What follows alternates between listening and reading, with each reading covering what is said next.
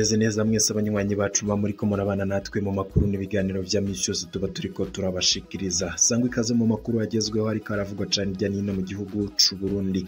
Namakuru ari buze kugaruka ku ngingo zitandukanye ayarabana na politike y'umutekano ndetse n'izindi nkuru zose ziba ziriko ziragarukwa ko yo mu bimenyesha makuru ndetse n'amakuru abava mu masoko yacu atandukanye. Ibihe vyiza nivyo ndakwipfurije ugiye kubana natwe muri ano makuru ari buze kugaruka ku ngingo nkuru muri buze kugenda mumbiriza muri ano makuru. Imbere yuko turabira hamwe ayandi makuru yose ari karagaruka ko cane irya nino ngira tubanze dutangurire kuri no nkuru y'umubabaro ni nkuru mbi dushikiye.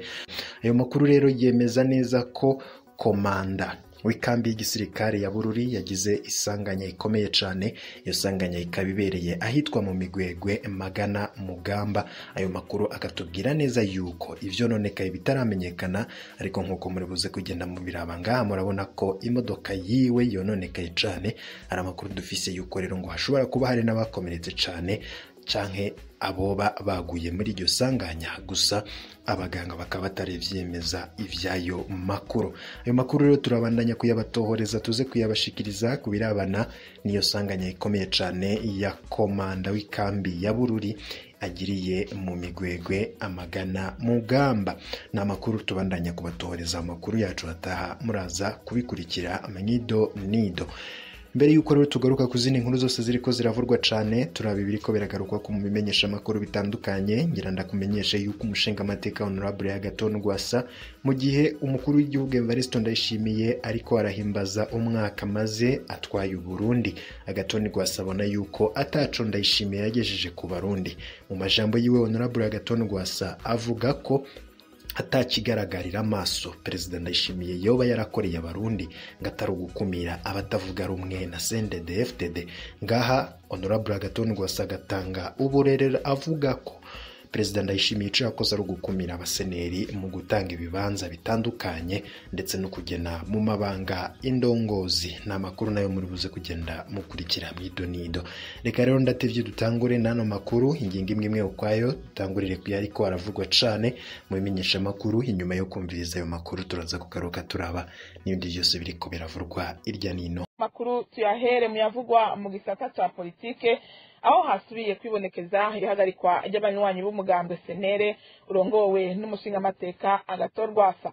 Umwe mu bahagaritswe akaba ari Severin Bagorikunda, umwe mu bagize inzego z'uyo mugambwe yahagaritswe ku rugiwe mu Kamenge n'abantu bambaye impuzu z'igipolisi ku mugoroba wo kuri uyu wa gatanu nkuko bishikirizwa n'ababibonye. Umugambwe senere utabariza uyo munywanyi wawo hamwe n'abandi bamaze imisi bahagarikwa batazi aho bari gushika ubu.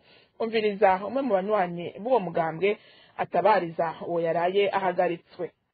Ejo ku mugoroba harafashwe uwitwa Bagorikunda Severe, yafashwe n'igipolisi nta mutahe berekanye bacamujana ahantu hatazwi. Imbere yaho hari n'abandi bafashwe bamwe babajanye ahantu atamuntu n'umwe ahazi, abandi nabo ugasanga barafungiwe muri BCR. Ivyo rero ni ngendo mbi aho bariko bahimbaza umunsi mukuru biyereka bavuga yuko bamaze umwaka barongoye igihugu ku ntsinzi bahawe na Seni. Ivyo bintu tukaba tuvyiyamirije, tukaba dusavye iyo ntwaro ya Evariste Ndayishimiye ko bobihagarika. Tugasaba kandi ko botumenyesha aho uwo munywanyi w'umugambwe senere afungiwe, kuko mu Burundi amategeko akurikijwe afatwa hariho umutahe, hariho icemeza gituma afatwa kandi agafungirwa mu busho buzwi. Kandi turatabariza kugira uwo muntu ntamerwe nabi, ntagirirwe nabi. Amakuru twabateguriye arabandanya. Bamwe mu banyagihugu bo muri quartier Jabe zone Bwiza mu gisagara ca Bujumbura baridoga ko hakoreshwa akamwana wa mama mu gusambura amazu yubatswe bidaciye mu mategeko. Abo banyagihugu bavuga ko ivyo bikorwa n'imbonerakure na bamwe mu bapolisi batubahirije amategeko.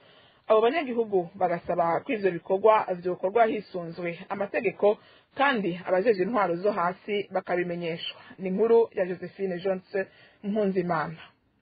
abo banyagihugu bavuga ko badatahura ingene bamwe mu bapolisi bari kumwe n'imbonerakure baza gusambura amazu bakavuga ko yubatswe hadakurikijwe amategeko. Abo banyagihugu bo muri quartier Jabe baganiriye na radio Inzamba batumenyesheje ko ivyo bikorwa vyo gusambura amazu yubatswe hadakurikijwe amategeko bikoranwa inzigo y'akazikira. Basigura ko izo mbonerakure n'abo bapolisi batobagura amabati asakajwe izo nzu kandi bategerezwa kugabishwa benezo bakazisamburira. Abanyagihugu bavuga ko bababazwa kandi no kubona ivyo bikorwa biba abajejwe intwaro zo hasi atariho bari. Aha bakavuga abarongoye ibarabara canke abarongoye quartier. Urongoye igipolisi muri commune Mukaza azwi kw'izina rya Magogwa Guillaume bivugwa ko ari we yoba imigi abakora ivyo kuko avugwa mu bapolisi bakoze amabi mu makartier ya Jabe na Nyakabiga mu mwaka wa 2015. Inzu zose zimaze gusamburwa bikaba bivuga ko zirenga 100. Radio Inzamba ntitwashoboye kuronka kuri telefone Mudogi arongoye zone Bwiza cyo kimwe na komiseri Guillaume Magogwa arongoye igipolisi muri commune Mukaza ngo bagire ico bashikirije kuri iyo myidogo y'abanyagihugu bo muri quartier ya Jabe. Josephine Jensen Nkunzimana urakeneye cyane mukanya turabandanya n'amakuru twabateguriye.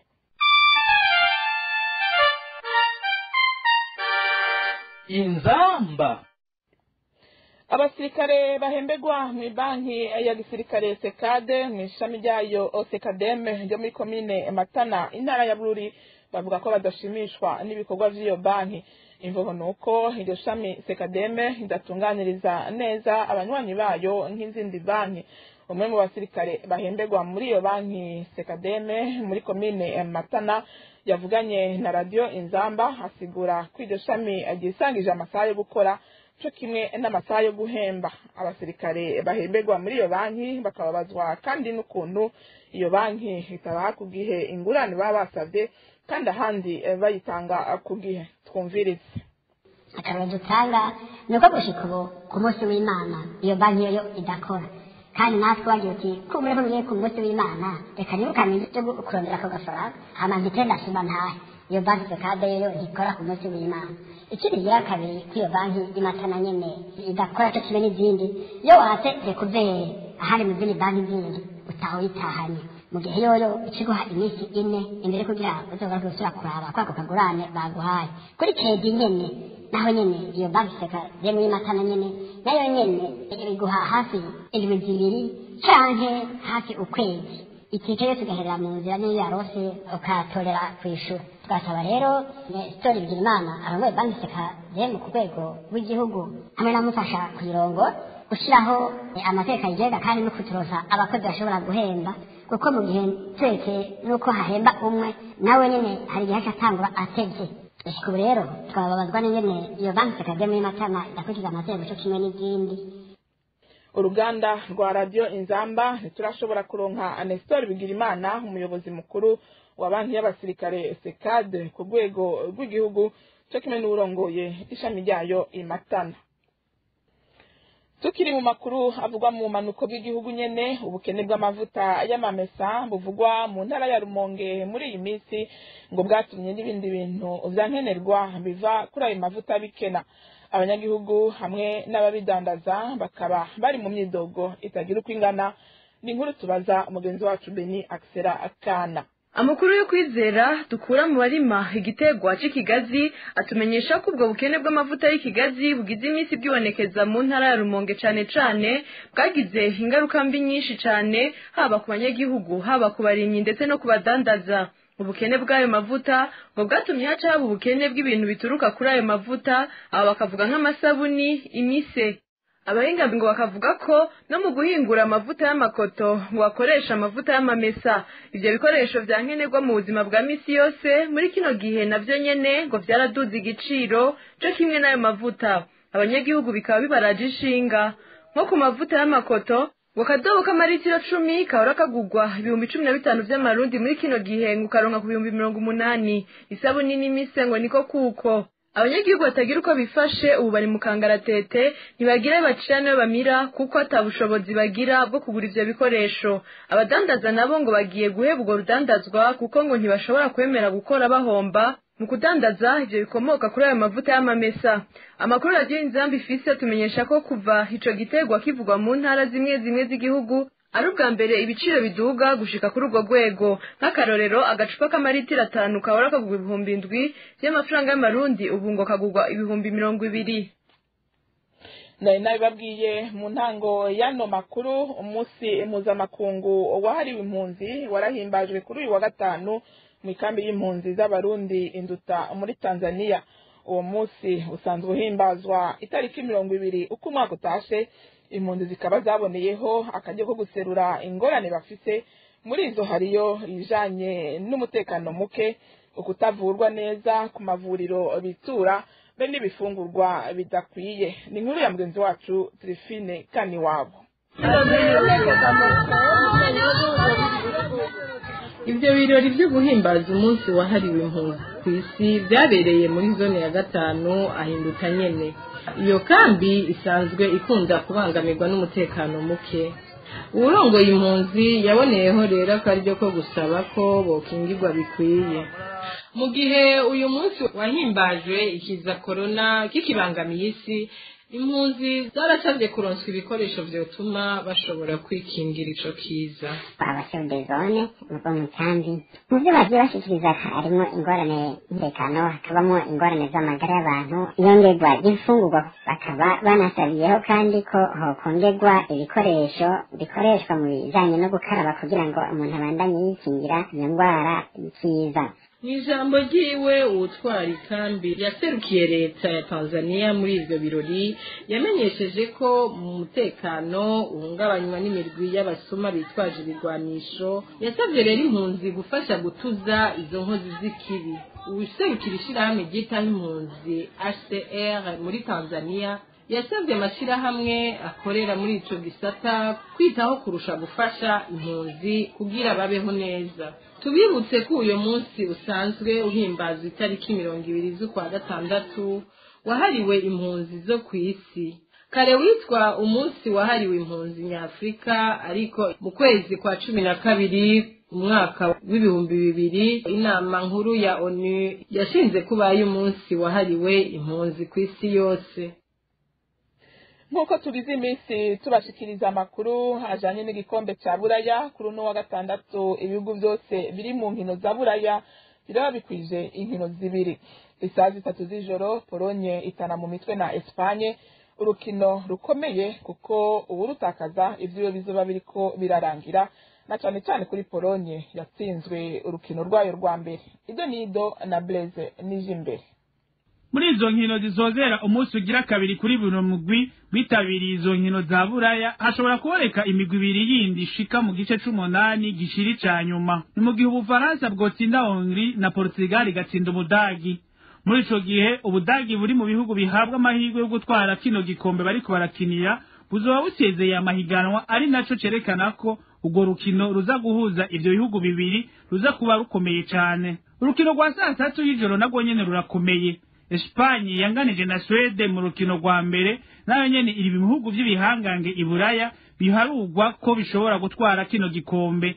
Ariko Espagne isabwa gutsinda uno munsi kugira n'imibiri buri yizere kuzoja mu rukino rwa nyuma ifite amahirwe yo kubandanya. Ntibiza koroha gose kuko na Polonye yifashishije umusatirizi wayo Robert Lewandowski ishobora gutangaza Espagne muri urwo rukino rufise akamaro kanini cyane kuri iyo migwi yose uko ari ibiri. Ku munsi w'ejo wa gatanu nta mugwi n'umwe washoboye kuronka uburenganzira bwo kwinjira mu gice c'8 gishiri ca nyuma.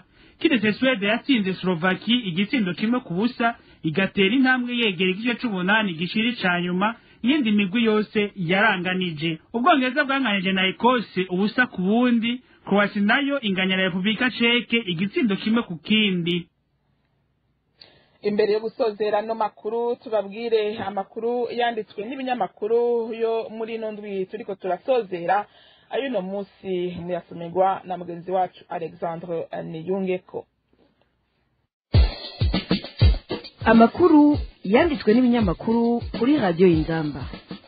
ndabahaye mwiriwe mwese muri uyu mwanya wo gukurikirana ivyanditswe n'ibinyamakuru bitandukanye ku Burundi mukaba mubishirizwa na jewe Alexandre Nyungeko.